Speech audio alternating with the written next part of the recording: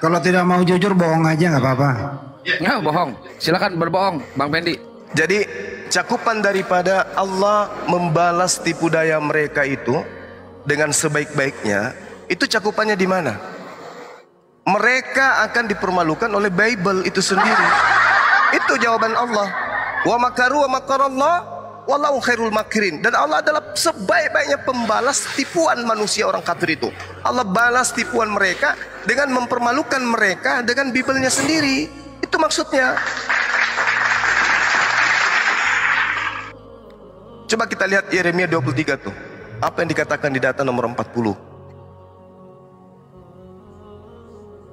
Ada yang bisa baca? Ada yang masih ingat? Yeremia berapa?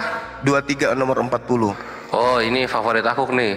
Bab 23 ini. Yeremia 23 40. Aku akan menimpakan kepadamu aib yang kekal dan noda yang kekal yang tidak akan terlupakan. Kamu di situ siapa? Israel. Nabi-nabi dari Yerusalem. Betul. Nah, kalau dikatakan noda dan aib yang kekal dan tidak terlupakan, berarti hari ini masih kita lihat kan? Betul. Nah, itu dia.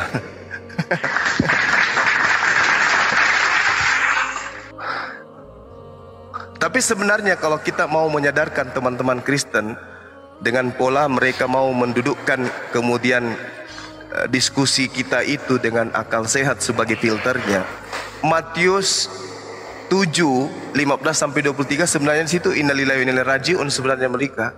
Wabillahi taufiq wal hidayah sebenarnya di situ. Iya. Di situ endingnya sebenarnya. Tapi apa yang terjadi? Wa makaru wa makarallah. Kenapa mereka tidak bisa paham itu? Karena orang yang sedang tertipu tidak pernah sadar kalau dirinya tertipu. Benar gak? Betul. Iya.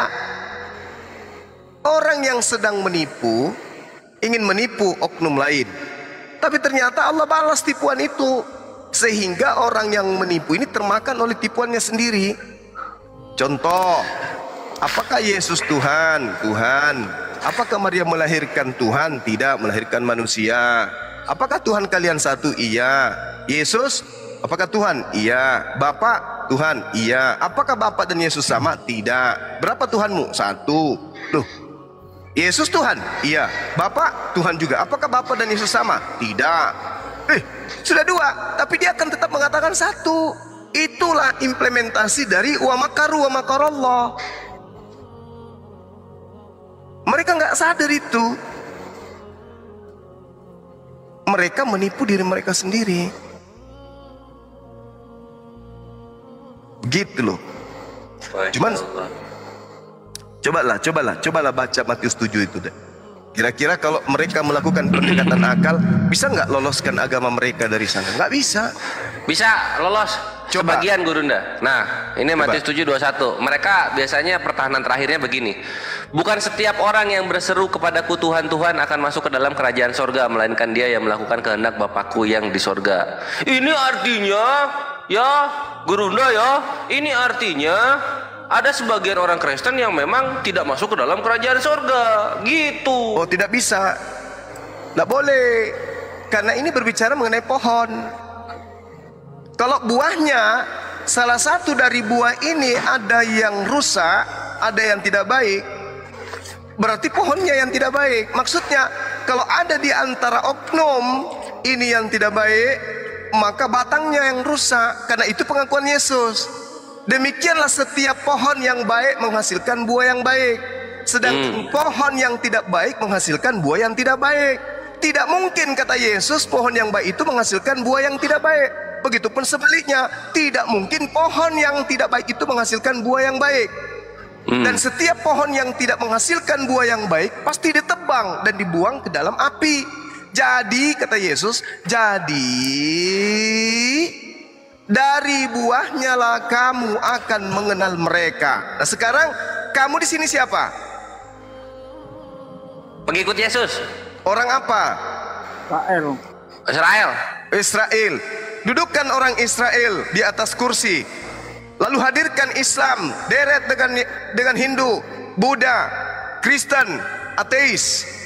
Tanya orang Yahudi, wahai Israel, ada pesan di dalam Matius 7:15-23 bahwa untuk kalian kenal buah dari pengajaran nabi palsu itu tanda-tandanya: 1, memanggil Yesus Tuhan; 2, bermujizat pakai nama Yesus; 3, bernubuat pakai nama Yesus; 4, bermujizat pakai nama Yesus, dalam nama Yesus. Wahai orang Yahudi, wahai orang Israel, di manakah kamu dapat menemukan buah-buah nabi palsu itu di antara agama-agama yang ini yang berderet di depanmu? Apa kata orang Yahudi? Ditunjuk kepada siapa?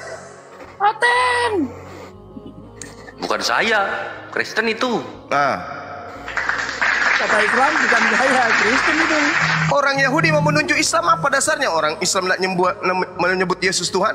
Mau menuduh juga Hindu nggak mungkin, ateis nggak mungkin, Buddha nggak mungkin. Nah ini satu-satunya ini makhluk bermata satu ini dia. Ini dia nih biangnya nih. Ini biangnya. Kata Yesus, dari buahnya. Jadi kalau ada buah yang busuk di situ, berarti pohonnya yang rusak. Harus ditebang, dilempar ke dalam api neraka. Makanya dikatakan, enyahlah daripadaku kalian semua pembuat kejahatan. Coba lihat tanda Yunus. Mati bangkit pada hari ketiga itu tanda Yunus untuk angkatan siapa? Angkatan jahat. Angkatan jahat. Jadi orang yang mengimani oknum mati bangkit pada hari ketiga itu adalah angkatan jahat. Jadi Nabi Isa terangkat ke atas, tapi Nabi Isa meninggalkan oleh-oleh untuk dikenal bahwa angkatan jahat itu akan mengimani oknum penggantiku yang mati dan bangkit pada hari ketiga. Siapapun yang beriman kepada angkatan tanda Yunus, maka merekalah angkatan jahat itu. Angkatan jahat beriman kepada mati dan bangkit pada hari ketiga. Angkatan jahat ini, oknum-oknumnya, perilakunya adalah seluruh komunitas yang menganggap Yesus itu Tuhan, bermujizat pakai nama Yesus, mengusir setan pakai nama Yesus. Itu adalah buah dari nabi-nabi palsu. Ingat? Mantap. Matius 12 nomor 38. Siapa yang datang kepada Yesus minta tanda? Orang mana? Angkatan jahat. Iya akhi, disebut apa? Dia golongan apa tuh? Orang-orang Yahudi dan Farisi. Yesus mengatakan waspadalah kepada ragi orang Farisi.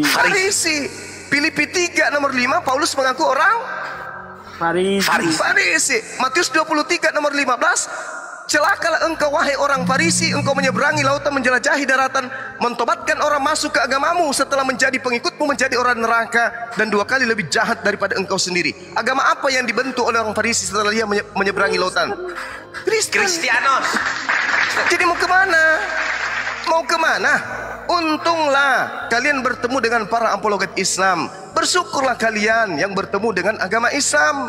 Karena dengan adanya Islam, kalian kemudian diperingati. Ayolah saudara-saudaraku, sudah ada stempel di jidat kalian sebagai buah-buah dari nabi-nabi palsu.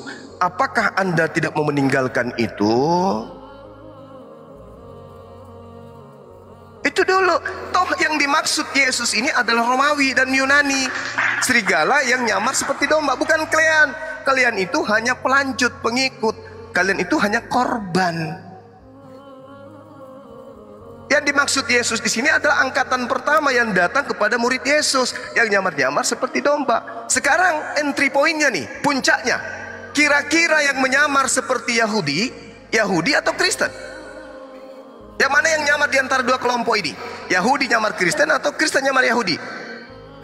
Kristen nyamar Yahudi dong. Nah, itu dia makanya. Jadi serigalanya siapa? Kristen. Ya itu dia makanya. Nah ini didengarkan oleh Ferdinand. Ferdinand, saya tahu kau nonton saya. Kau siapkan materimu untuk membantah. Sengaja saya keluarkan ini semua. Tapi ini masih level 1. Kalau sudah level 12, kamu lari dari ruangan.